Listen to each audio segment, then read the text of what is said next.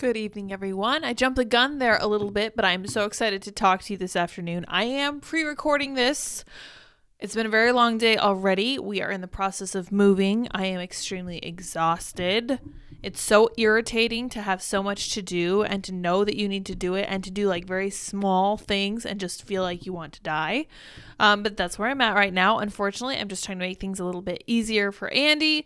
We have our last final meeting with family tonight, and then we are getting this show on the road. We are going down to the promised land of Florida starting tomorrow. So I will probably be in the air when I'm supposed to be recording tomorrow. So I might have a pre-recorded interview for tomorrow, or I might figure something else out. We'll see what happens. Today, I'm just going to touch on a few different things that came up. I'm probably not going to go for a full hour, but I found a few really interesting things that came across my Twitter today, which is, by the way, what I use for collecting my news. That's why I love the app so much and appreciate everything they're doing over there. And I really respect and appreciate what Elon Musk is doing as far as free speech goes. That's a huge deal for me. Like, I think he's entirely correct about his proposition that free speech is the most important thing.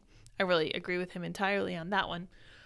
I am seeing some interesting things on Twitter, though, especially today. So we're going to look at this first from Dr. Jennifer Lincoln, who says in her handle that she is an OBGYN. Now, we know that I could easily throw the letters OBGYN in my handle, too, and that would not make me a medical doctor, but she describes herself as an OBGYN, and here's what she has to say.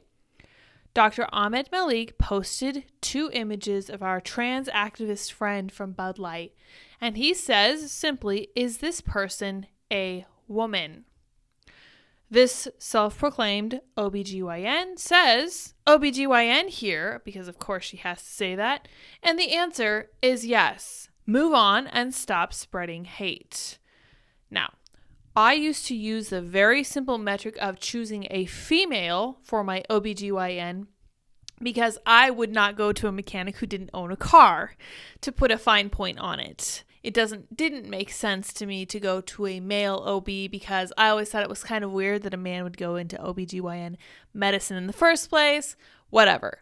Hearing this kind of makes me think that I need to just look for a doctor who seriously cares about the medicine itself and who is not ideologically possessed, because we know that a lot of these, if you've used the Verdant Labs tool that I showed you guys the other day, really, really neat, verdantlabs.com/professions, I believe it is, you can go through different professions and see which professions align with which political leaning.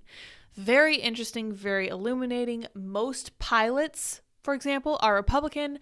Most flight attendants are Democrat, which should surprise no one because most pilots are male, obviously, despite their best efforts, and most flight attendants are female, and that's fine. That's as should be, but you can see the very clear blue and red divide right through the heart of that profession.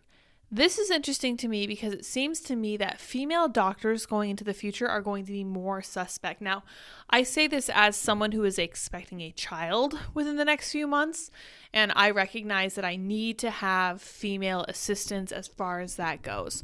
Really, really will appreciate having the help of doulas, having the help of midwives, and other people who know what's going on, especially people who have experienced what I'm going through, okay? Because childbirth is a fun process that involves a lot of different moving parts that you will know more about if you have personal experience with. And there's a lot of different school of thought around the whole childbirth, labor, delivery thing. But at the end of the day, you do really kind of need someone who knows what you're going through. That's very, very helpful if you run into difficulty. They can say, I ran into the same thing. Here's what we did and all that other stuff. I would not ever go to a doctor like Dr. Jennifer Lincoln because once you start mixing, somebody put this in a comment and it was fantastic. I'd never seen it before, but I feel like it should be everywhere. When you mix science with politics, politics always wins. Or they said, if you mix science with politics, you end up with politics. And I'm like, yeah, that's like mixing black and white paint. You're going to end up with dark gray, likely, or mixing some kind of overpowering color with another milder color.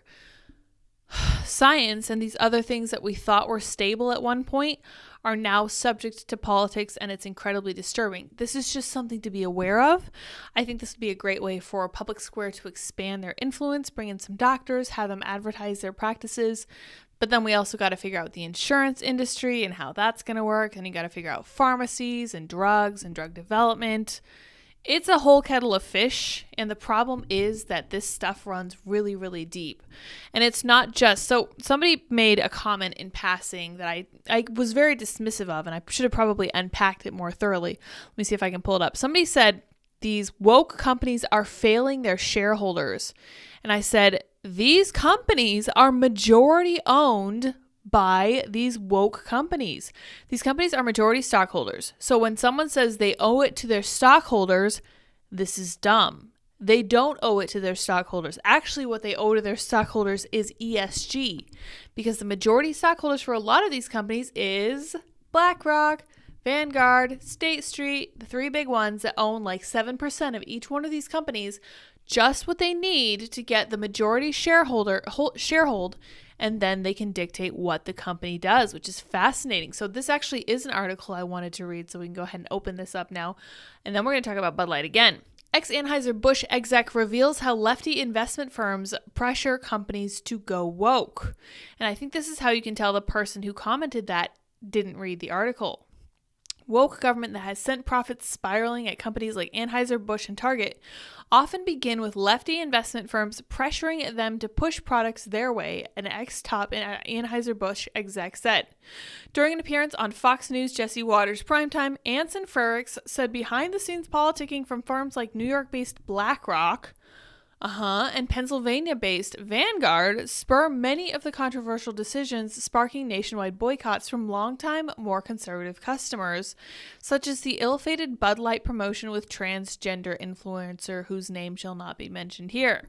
He said BlackRock, Vanguard, and another firm, State Street, that's right, those are the big three, manage about $20 trillion, with a T, trillion dollars in capital, and use their clout to promote agenda politics being pushed on them by progressive lawmakers overseeing government pension funds that the companies profit from. There it is.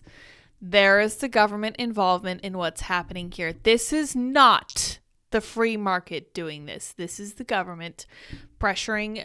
And it's very circuitous. They're not directly pressuring, for example, Target or Anheuser-Busch.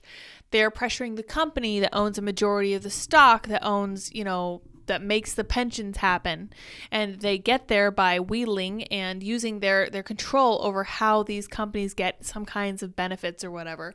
One of the things I learned from Economics in One Lesson by Henry Hazlitt was that all monopolies are a result of government interference. And this is exactly one of those cases. Now, if you can show me an example of that not being the case, definitely let me know. I'm really interested to know. I know with technology, things might have changed a little bit, but this is one of the cases where government has to be involved to make this monopoly happen. Let's read a little bit more. One of the firms manages California's pension fund, the largest in the country, and California politicians can have a big say in the corporate governance and politicking of the firms they invest so heavily in, he added. That's great too. In California, they recently have mandated those large pension funds that they divest from things like fossil fuels and oil and gas. And then when Bill de Blasio, former mayor of New York, was there, he did the same thing. Interesting. But they also tell BlackRock, State Street, and Vanguard if they're going to manage their money, they have to commit to things like ESG, diversity, equity, and inclusion, and adopt firm-wide commitments that they therefore force onto all of the major companies in corporate America. This is interesting. This is how it's done. And this is kind of a behind-the-scenes sneak peek that I really appreciate him coming out and saying, I wish this news were everywhere for everyone to read. Frericks added he left his job at the St. Louis-based beer titan in part because of the way much of the corporate America was acting in terms of defying public sentiment when engaging in politics. Yeah, he sounds like a good person who did the right thing. He pointed to Atlanta, home to Coca-Cola and Delta Airlines, which became outraged after Georgia's legislators passed election integrity laws. Yeah, 100%. Well, it's kind of a blunt ending on that New York Post article, but good for this guy. I hope that he goes on to find future very gainful employment. He sounds like a wealth of knowledge that we could all really benefit from hearing more from. So hopefully he continues to give this kind of interview and share his expertise with conservative companies that feel a need to push back against this stupid, ridiculous system.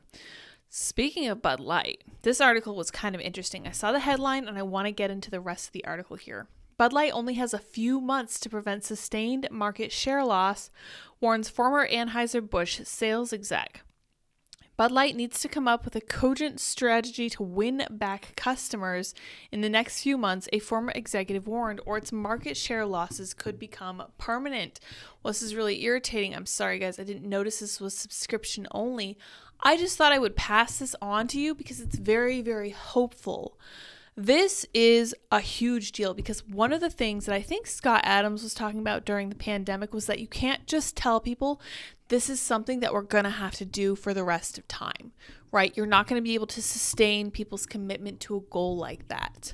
Thankfully, in this instance, the end is literally in sight. If we can simply keep the pressure on until it sounds like through the course of the summer, those losses will be permanent and we will be able to send a message. Hopefully, we can continue to do that and it doesn't seem to be letting up anytime soon, so I'm very optimistic. Keep that in mind, pass that on to people who are getting discouraged, let them know that the end is in sight, and then we can kind of catch our breath, regroup, and either keep it up or find a new target, strong, no pun intended, a new target to turn our attention to because this stuff's really, really, really important. Now, I want to talk about Tim Scott on The View. Although this is kind of not really a huge deal, I just thought it was kind of interesting. Tim Scott is he's an interesting candidate for president. I, at the same time, feel like his candidacy is not really anything to take seriously, but I appreciate what he's done here, and I do think he would make, for example, a great vice president for somebody. Tim Scott clashes with The View hosts after calling out disgusting message about race. Co-host Whoopi Goldberg previously claimed Scott has Clarence Thomas syndrome. Oh my, what an insult. I would not take that as an insult, but I'm sure they would. Senator Tim Scott joined the hosts of The View on Monday and criticized them over previous comments they made on the program about him being the exception to systemic racism in the U.S., saying it was an offensive, disgusting message to send to young people. Absolutely. Co-host Sunny Hostin asked Scott if he believed in the concept of systemic racism and pressed him on being the exception in overcoming such a system. There are two black people here having this conversation on one of the most popular shows in the U.S. because, unfortunately, The View is one of the most popular daytime shows in the U.S. That should tell you everything you need to know about the state of our country. Let's hear what Tim Scott had to say. One of the reasons why I'm on the show is because of the comments that were made, frankly, on this show that the only way for a young African-American kid to be successful in this country is to be the exception, not the rule. That's a dangerous, offensive, disgusting message to send to our young people today that the only way to succeed is by being the exception, Scott said. Hostin argued that it is before Scott disagreed. Cogent argument. The fact of the matter is that we've had an African-American president, African-American vice president. We've had two African-Americans be secretaries of state. In my home city, the police chief is an African-American who's running for mayor. The head of the highway patrol for South Carolina is an African-American. In 1975, there was about 15% unemployment in the African-American community. For the first time in the country, it's under 5%, Scott said. That's right. This is his state, so he's got the numbers right at his fingertips. Hostin said they were all exceptions and that there were 40% homelessness for African Americans who make up 13% of the population. You've asked the question, I watched you on the show and you like people to be deferential and respectful, Scott said, which Hostin noted was true. Progress in America is measured in generations. My grandfather was born in 1921 in Sally, South Carolina, when he was on a sidewalk, a white person was coming. He had to step off and not make eye contact. The man believed then, with some doubt now, in the goodness of America because he believed that faith in God, faith in himself, and faith in what the future could hold for kids would unleash opportunities in ways that you cannot imagine, Scott continued. Good for him. So here's another black lady, Whoopi Goldberg. Here was Sunny Hostin arguing with Tim Scott about how they're all apparently exceptions to this rule. Wild. So what I'm suggesting is that yesterday's exception is today's rule, he added. At a later point in another segment, Goldberg walked over and put her arm around Hostin as Scott addressed both their questions. Goldberg had asked Scott to speak about his party more, about the issues Republicans have with race, and Hostin was puzzled when Scott said Republicans had done a tremendous job on race issues. It's not a Republican or Democrat, said Scott. Both sides of the aisle can do a better job on the issue of race. I completely agree. Scott touted the diversity of his own Senate staff and also his work on tax reform that he said benefited people like his own mother.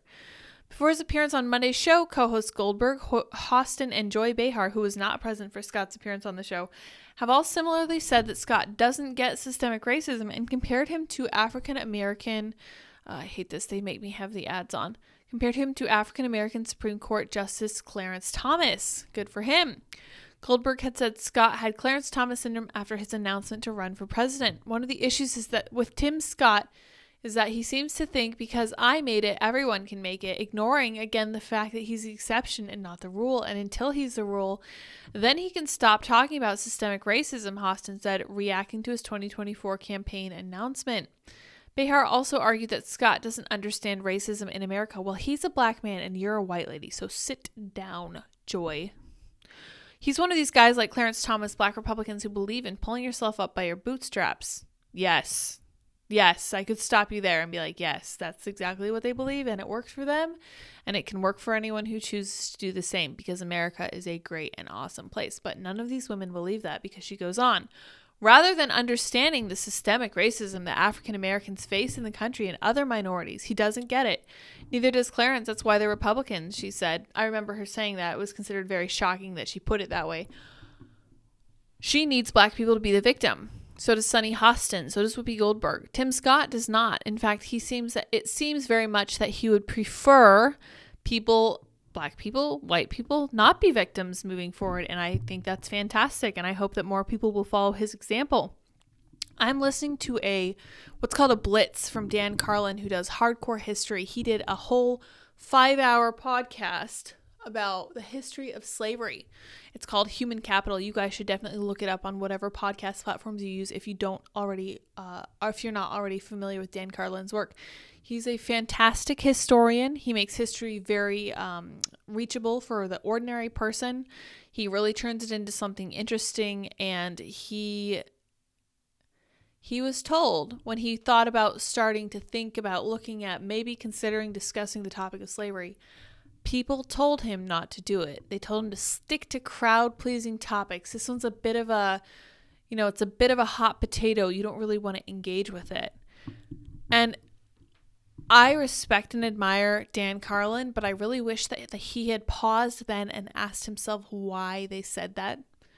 Because I happen to know for a fact that they said that because they need to maintain this understanding of the West as uniquely, unforgivably, irreparably, irredeemably evil when it comes specifically to the topic of slavery. They're lying. They need to maintain this facade, and they've been lucky, or perhaps this is their own doing. They have been successful in that Americans don't seem to grasp history well enough to know that slavery was everywhere and it was for all time. Muslims imprisoned Muslims, blacks imprisoned blacks, all throughout Africa, all throughout the entire world. Asia was rife with it. White people enslaved other white people. People of every races enslaved people of every other race.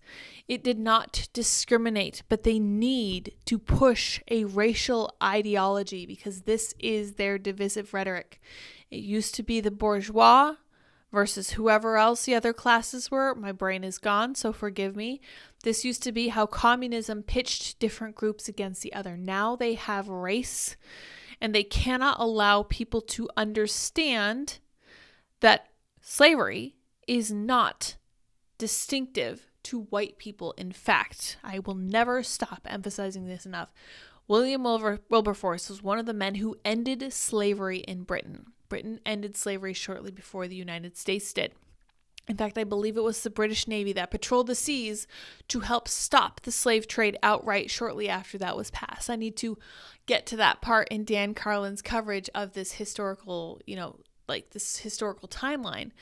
But my understanding is that the West ended slavery, but they cannot allow you to know that. Like, we know that, but we don't know that because they don't allow us to think that that's enough. They don't let us think that's good enough, which I have a huge problem with. Once you understand the scope of slavery, you have to stop and think they upended something that everyone across thousands of years thought was completely fine. I mean, completely fine. They had slavery in Egypt with the Israelites. They've had slavery throughout time immemorial, since we've had civilization, more or less, since we came out of the caves. And they cannot allow us to recognize that America ended something that was ubiquitous everywhere, because that makes us look kind of darn heroic, doesn't it? They can't let us think that. They can't let us think that we could actually be equal. And Andy and I were reflecting on what the best decade probably was to live in. We were saying like the 80s and 90s, because that's where we felt the least amount of racial consciousness that's being pushed by the left, because these are very malign influences pushing this. This is not organic. And it's fueling people on the left to view Black people as victims, view white people as oppressors. It's pushing Black people to view white people as oppressors. We never needed to be in this situation.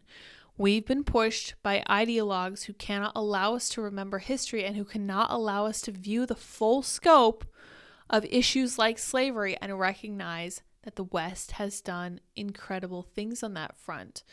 That's evil. I'm sorry. I am never going to forgive that, because it's a serious issue.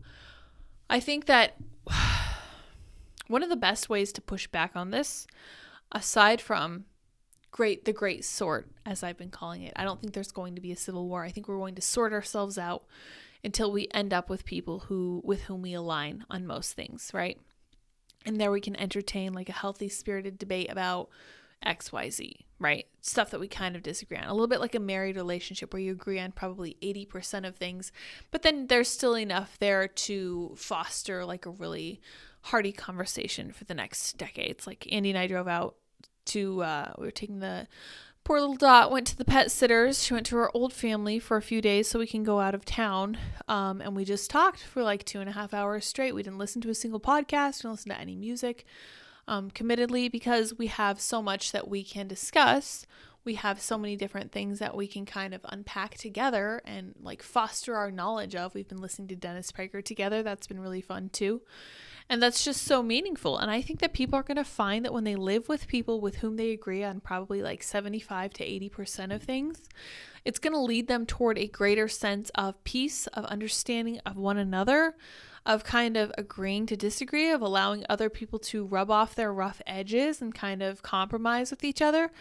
I think that's how it's supposed to be. I think that's how America used to be before we got these deep cracks and these deep racist divisions coming from the left. I'm optimistic that once people start to move towards people with whom they agree more, they'll be happier and will be a more united country. Believe it or not, it's going to be interesting to see what happens there, because I think it's going to happen naturally. But I'm not sure what the end destination will be. I'm not sure if we ever going to actually be able to beat back these leftist attacks on things like childhood, because that needs to be brought to heel and quickly, because that is unacceptable, and that will actively undermine our entire country over the course of decades if we allow that to continue. But hopefully, we are able to make that happen. And I am optimistic that once we get into those positions, we'll be able to call to heel big companies like Bud Light. We will push them to do the right things in ways that we've never had power to do before. So I don't think that the answer is civil war. I think the answer is living in areas with people you align with better ideologically. So feel free to disagree with me in the comments.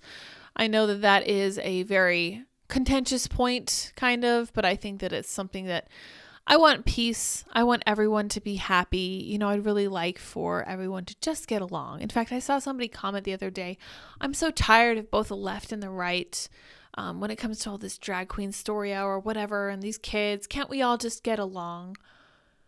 No.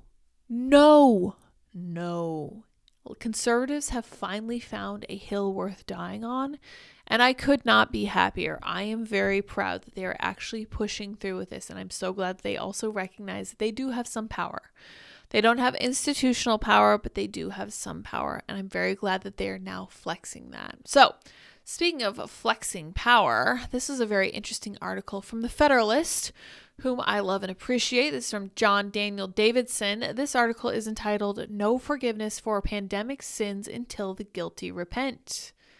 Interesting take. I don't know if you guys remember back, I think, I would say the very, very beginning of November, there was an article that came out talking about how we should all just forgive and forget and move along after the pandemic. We all did things we didn't want to have to do.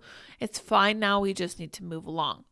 And my conclusion basically was, I understand that the lady who actually wrote that article was fighting to keep schools open. Good for her. Happy for her. Grateful to her. That was the right thing to do.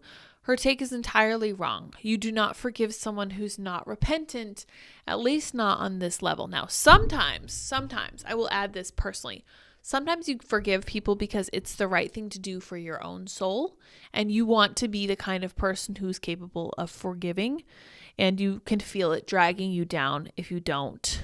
That's on a personal level.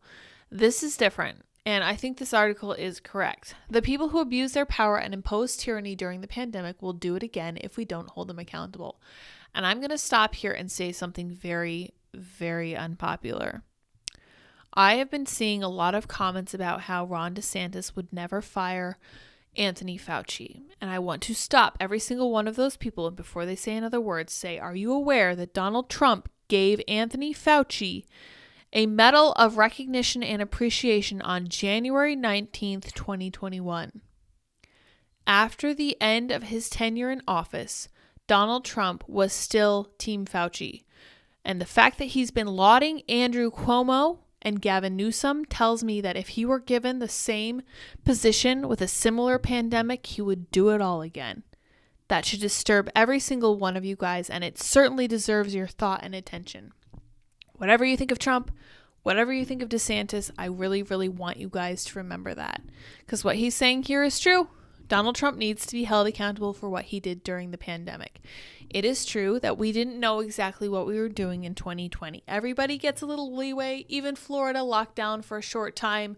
If you'll recall, they did not stay shut down for long because Daniel Uhlfelder, that ridiculous attorney, was on the beaches in Florida in, I want to say, early April, late March 2020, wearing his Grim Reaper outfit because DeSantis had opened the beaches again. And he was saying, people are going to die, everyone's going to die. And they were suing the state of Florida just a couple weeks into April after a March 15th shutdown.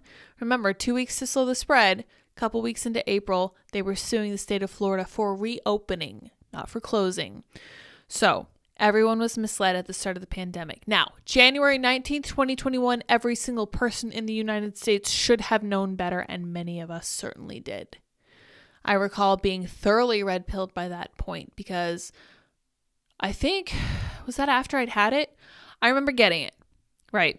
And I remember sitting in my apartment for like 2 weeks, and I was like, I'm so bored. Can I please go back to work? And I was told, no, if you're testing positive, you cannot come back to work. And Luke especially did not want me to be anywhere near him if I had COVID, which was really interesting given his stance on the pandemic. I found it fascinating. But yeah, I remember thinking this is ridiculous. The only thing that happened to me was I lost my sense of taste and smell. Literally for one day, I had a runny nose and an upset stomach. And I was like, could this really be COVID? I texted a friend and they're like, yeah, actually that is one of the symptoms. And I was like, oh crap, okay, I better take a test. I did. It was fine. Then I was just sitting around. Poor Deb, he got so sick of me. Really ridiculous. But I knew then.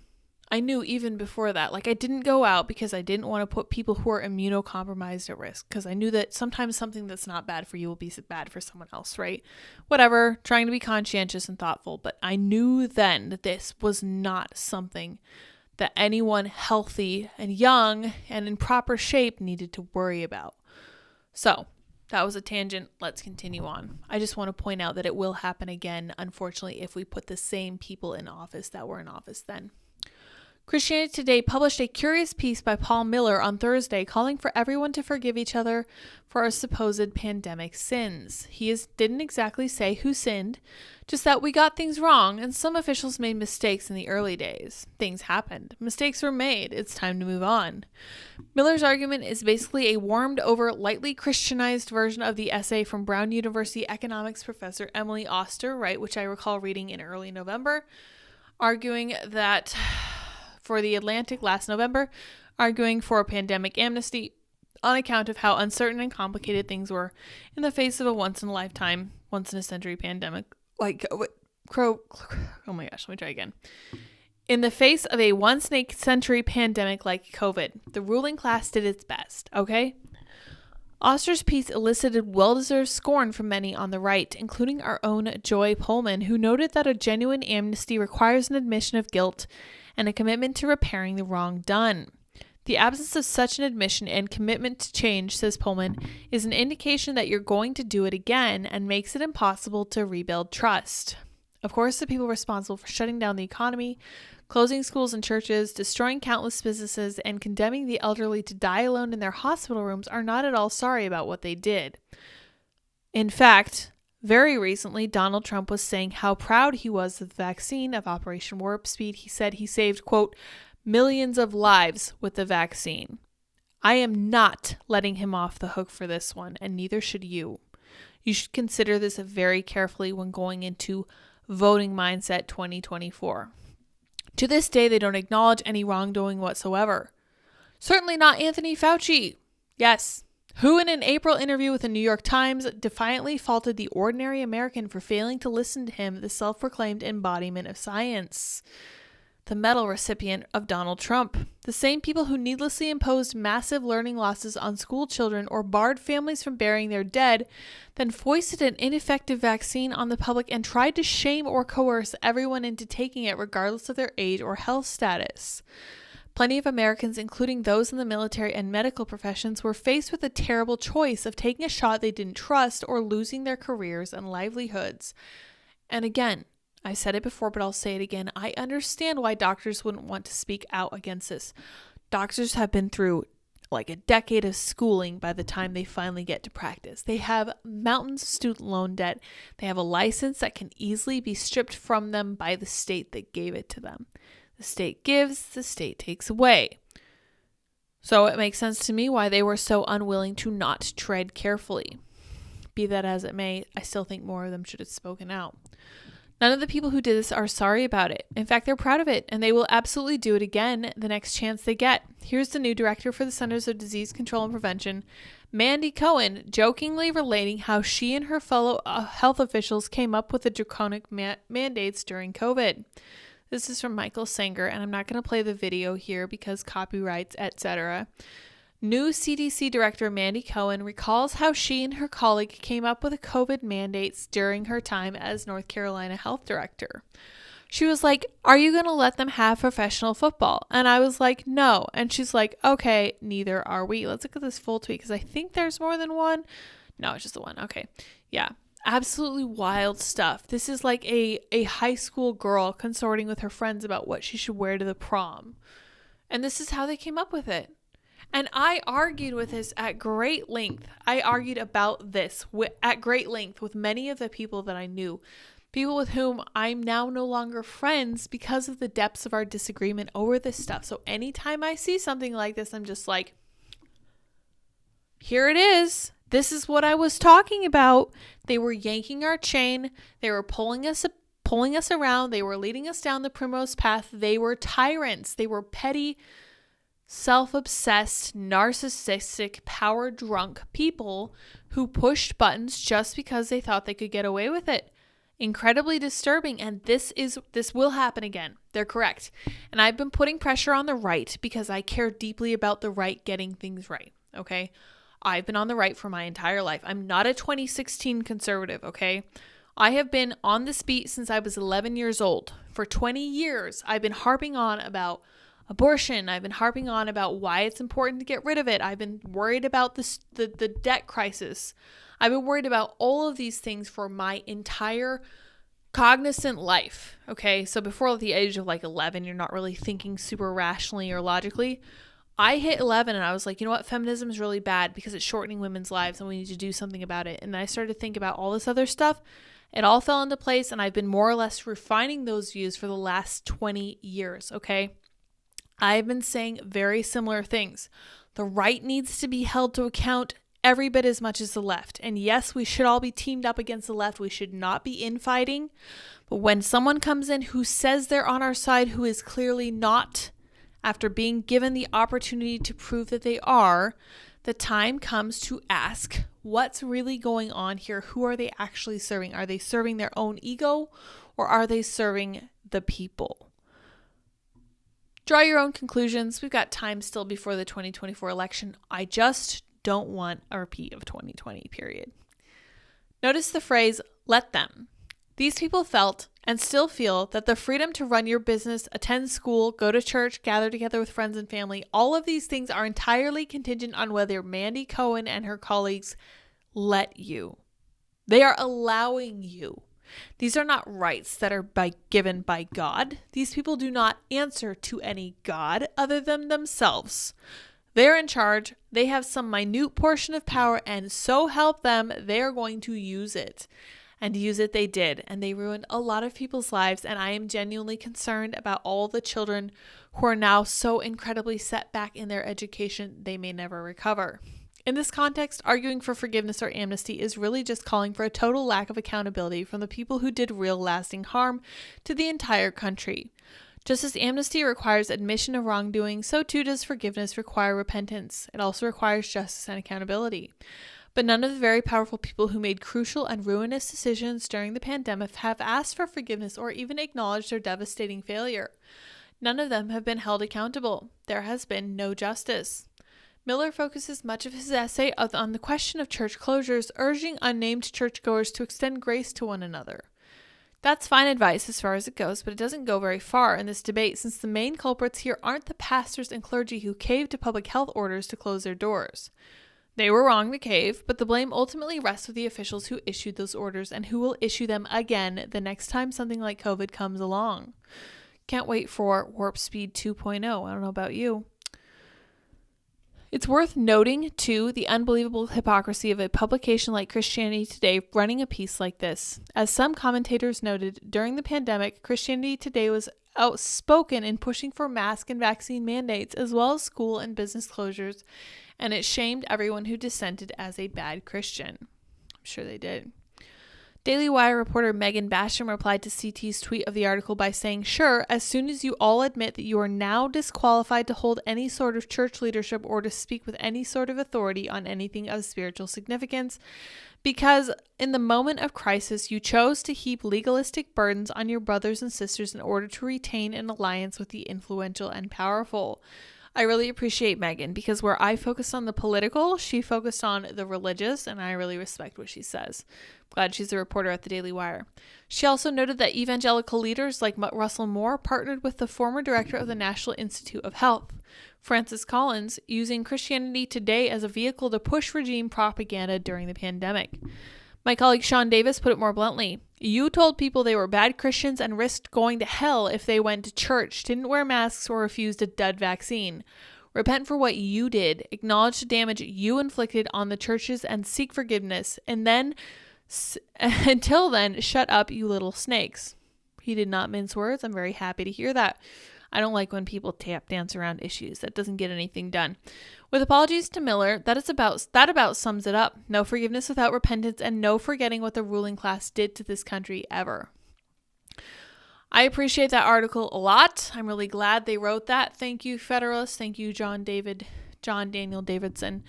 And it's true. And I just want to take this opportunity to remind everyone, even though this is coming from a religious perspective, I want to remind us that it can happen again if we put the wrong politicians in office again, because we know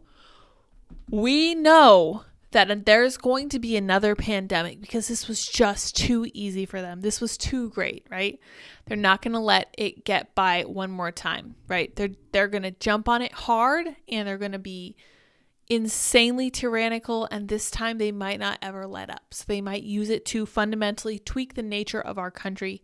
That is something we cannot stand. That is something our country cannot stand. So thank you guys for joining me this evening. I do appreciate it. Hopefully you bore with my rants. I know a lot of people feel very touchy and very protective about Trump. I am very personally of the opinion that you don't owe any politician your loyalty, okay? They owe you their loyalty. They are your employees. You put them into place. We should be able to do performance reviews. That's basically what midterms are, where we decide whether they're doing a good enough job. And people get entrenched in the tribal nature of politics, and we need to stay away from that. I want someone who pushes ideology that is going to help save the country, not push us down the primrose path that we are already walking. Really not something that we can run the risk of happening at this point. Like I said before, I just don't want a repeat of 2020, Biden versus Trump, and then Trump loses because it is an indictment of him when it should be an indictment of Joe Biden. I want the election 2024 to be a stunning rebuke of Joe Biden, not a rehash of 2020, not a chance for the mainstream media to catch everybody up on Russiagate 2.0, whatever that might look like. That is not productive. That's not how we win, and that's not how we stop this stuff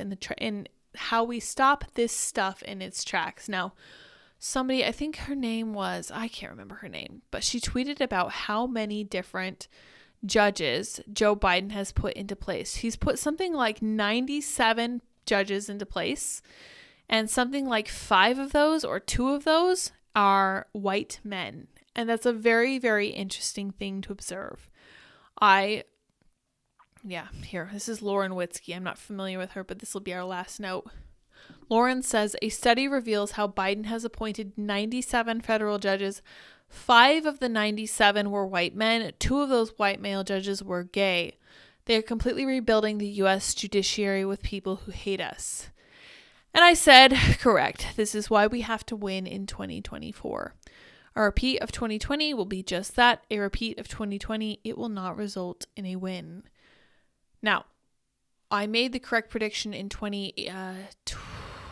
back in November 2022, right? When I predicted there wouldn't be a red wave. And I said, I feel like the fire has died. We have really lost a lot of the wind out of our sails. I don't see us pulling out huge, overwhelming victories. And I was correct, unfortunately. That doesn't make me happy. I just want you guys to know that I have a feeling for this kind of thing, and I am watching this 24/7, and it's very, very important to me. Like, I have a future. Now I feel like I have a really close stake to the future, and I want to do right by them. And by them, I mean the little they, them that I'm currently gestating, which is delightful, let me tell you, not at all exhausting. But yeah, I really want to make the future a better place. I really want to push politics into the right direction. We really need someone who actually cares about conservative principles. And I will leave that to you guys because I just don't see a repeat of 2020 doing anyone any good.